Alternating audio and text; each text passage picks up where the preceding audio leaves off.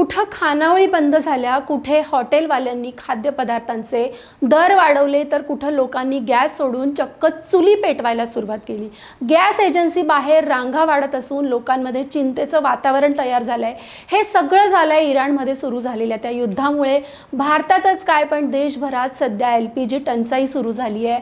पण आपल्या दारापर्यंत येणारा हा एलपीजी गॅस सहसा येतो कुठून, युद्धामुळे त्याच्या आयातीवर सध्या काय परिणाम झाले आहेत, सरकार आता एलपीजीची सोय कशी करतंय, हे सगळं जाणून घेऊयात आजच्या या व्हिडिओमधून। नमस्कार, मी आरती शिंदे आणि तुम्ही पाहताय लगावबत्ती। एलपीजी म्हणजे आपल्या स्वयंपाकघरात लागणारा गॅस। नेमका येतो कुठून हे आपल्याला बऱ्याचदा माहिती नसतं। तर हा एलपीजी आधी असतो कच्चं तेल, त्याचं शुद्धीकरण करून त्याच्यावर प्रक्रिया करून मग त्याचं एलपीजीत रूपांतर होतं। या गॅसचं पूर्ण उत्पादन आपल्या देशात होत नाही। आपल्या देशाची जितकी गरज आहे त्याच्या 40% गॅस आपल्या देशात तयार होतोय, तर 60% गॅस आपण बाहेरच्या देशातून आयात करतोय। भारताची एलपीजी आयात प्रामुख्याने काही देशांमधून केली जाते। त्यापैकी बहुतेक देश हे पश्चिम आशियातील आहेत, ज्यात कतार, संयुक्त अरब अमिराती, सौदी अरेबिया आणि कुवेत हे 4 देश मुख्य आहेत। त्यापैकी सर्वाधिक वाटा आहे कतारचा, तो म्हणजे अंदाजे 34%।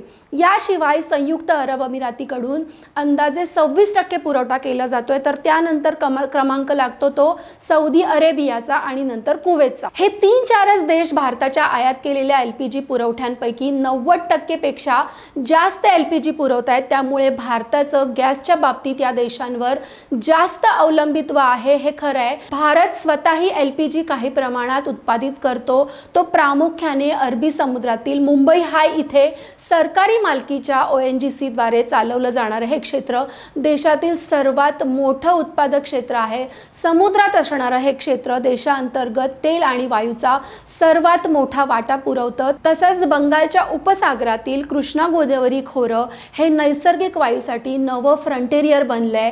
पण देशांतर्गत उत्पादन हे देशाच्या एकूण गरजेपेक्षा तसं कमीच आहे।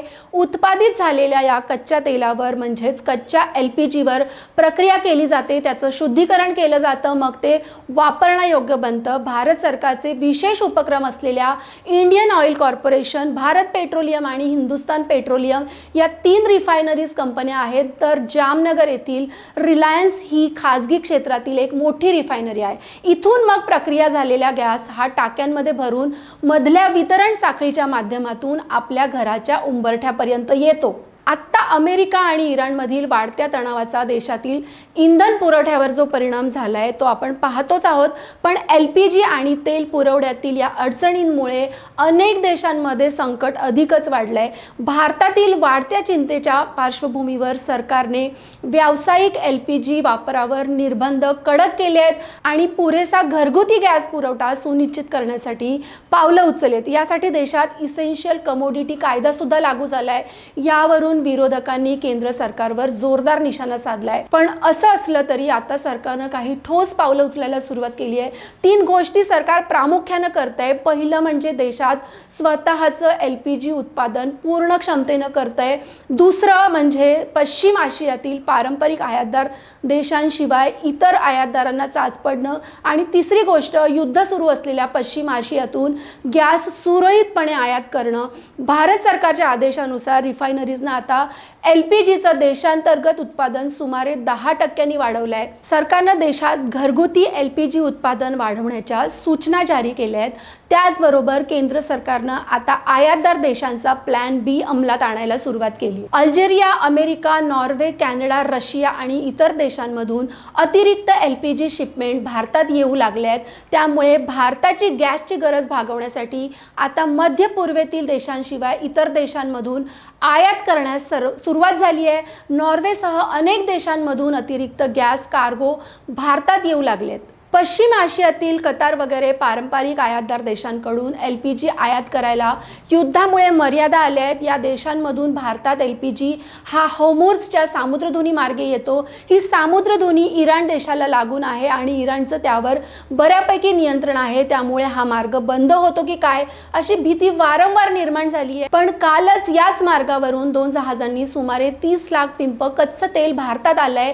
पहिलं जहाज होतं सौदी अरेबियातून आलेलं लायबेरियाचा झेंडा असलेल्या या जहाजानं होर्मुझ सामुद्रधुनी पार करत मुंबई गाठली। त्यात सुमारे 10 लाख पिंप कच्चं तेल होतं। इराणच्या संभाव्य हल्ल्यापासून बचाव करण्यासाठी या जहाजानं प्रवासादरम्यान सिग्नल सिस्टीम सुद्धा बंद ठेवली होती। मुंबई डॉकवरून हे तेल माहुल येथील रिफायनरीकडे पाठवण्यात येणार आहे। तर दुसरं जहाज होतं इराकमधून आलेलं, त्यात सुमारे 20 लाख पिंप इतकं कच्चं तेल होतं। सुरक्षेच्या कारणास्तव या जहाजाचं नावही गुप्त ठेवण्यात आल्याचं सांगण्यात येत आहे। भारताचा ध्वज असलेलं हे जहाज आता मुंबईत पोहोचलंय। तिथून ते ओडिशातील पारद्वीप बंदरात नेलं जाणार आहे। त्यामुळे इंधन तुटवड्याच्या पार्श्वभूमीवर भारतासाठी या बातम्या दिलासादायक म्हणाव्या लागतील। संकट काळात अनावश्यक व्यवसायांकडे वळणारा गॅसचा पुरवठा रोखण्यासाठी कठोर उपाय करण्यात आले आहेत, जेणेकरून सामान्य लोकांना घरगुती LPGचा तुटवडा भासणार नाही। इंधनाची साठेबाजी रोखणं हे सरकार पुढचं आव्हान असणार आहे। पंतप्रधान मोदींनी या पार्श्वभूमीवर परवाच देशाला दिलासा देण्याचा प्रयत्न केलाय। नागरिकांनी घाबरण्याचं काहीच कारण नाही। अफवा पसरवणाऱ्यांवर सरकारी यंत्रणांनी नजर ठेवावी असं पंतप्रधान म्हणाले आहेत। इंधन पुरवठ्याच्या स्थितीवर बारकाईने लक्ष ठेवण्यासाठी केंद्रीय गृहमंत्री अमित शहा यांच्या अध्यक्षतेखाली 3 सदस्यीय मंत्री गटाची स्थापनाही केली गेली आहे। तर घरगुती LPG सिलेंडरच्या पुरवठ्यावर कोणताही परिणाम झालेला नाही आहे। किमती वाढू न देता स्थिर ठेवू असं आश्वासन केंद्रीय पेट्रोलियम मंत्री हरदीप सिंह पुरी यांनीही दिले। त्यामुळे आता पुढं काय होईल हे पाहणं महत्त्वाचं असणार आहे। पण या सगळ्या परिस्थितीचा वैयक्तिक दृष्ट्या तुम्हाला काही फटका आतापर्यंत बसलाय का आणि तो कसा ते कमेंट करून नक्की सांगा। आणि अशाच माहितीसाठी लगावती पाहायला विसरू नका।